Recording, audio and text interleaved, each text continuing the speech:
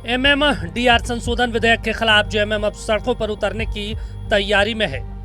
Party का दावा है नए कानून से झारखंड को हर साल करीब 15,000 करोड़ रुपए का नुकसान हो सकता है। साथ ही करीब 2 लाख करोड़ रुपए के पुराने माइनिंग बकाये पर भी संकट की आशंका है। 20 अगस्त की बैठक में मुख्यमंत्री हेमंत सोरेन की अध्यक्षता में मंत्री, विधायक और पार्टी के वरिष्ठ नेता जुटेंगे। 21 अगस्त से चरणबद्ध आंदोलन और जन जागरूकता अभियान शुरू करने की तैयारी है। जेएमएम ने जरूरत पड़ने पर खनिज उत्पादक इलाकों में चक्का जाम और आर्थिक नाकेबंदी की चेतावनी दी है। ये प्रश्न तो भारतीय जनता पार्टी के नेताओं से बनता है ना कि क्या वो धन्यवाद देने गए हैं माननीय गृह मंत्री को कि 15,000 करोड़ का प्रति वर्ष का कल्याणकारी योजनाओं, मैया सम्मान योजना का, आबुआ आवास का जो आपने कत्ल किया है, इसके लिए माननीय गृह मंत्री जी आपको बहुत बहुत धन्यवाद। झारखंड की जनता तो ये जानना चाहेगी ना कि तमाम बड़े नेता, 9 सांसद जो यहाँ से जीत कर गए हैं, वो सांसद आखिर क्या कर रहे थे? झारखंड के हितों की पहरेदारी कर रहे थे या झारखंड के हितों पर जब चोट पड़ रही थी तो ये ताली बजा रहे थे?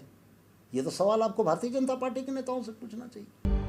वहीं बीजेपी ने जेएमएम के आरोपों को खारिज कर दिया है। बीजेपी प्रवक्ता ने कहा, जेएमएम पहले कानून की बारीकियां समझे, इससे राज्य को नुकसान नहीं बल्कि भविष्य में लाभ होगा। बीजेपी का दावा है कि संशोधन से अवैध खनन और गैर कानूनी कमाई पर भी रोक लगेगी।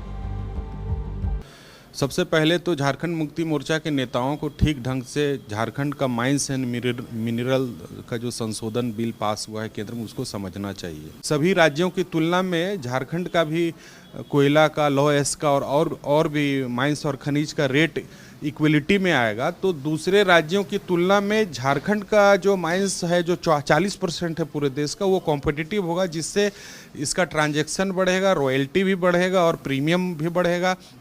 और शेष लेने का जो प्रावधान है केंद्र सरकार के नियमावली के अंतर्गत होगा, तो इससे झारखंड को कहीं नुकसान नहीं होने वाला है। तो हम जेएमएम के माननीय मुख्यमंत्री से, जेएमएम के लीडर से ये कहना चाहेंगे कि लोगों को दिग्भ्रमित करने का काम नहीं करें और इसकी जानकारी सही रूप में लोगों तक देने का काम करें।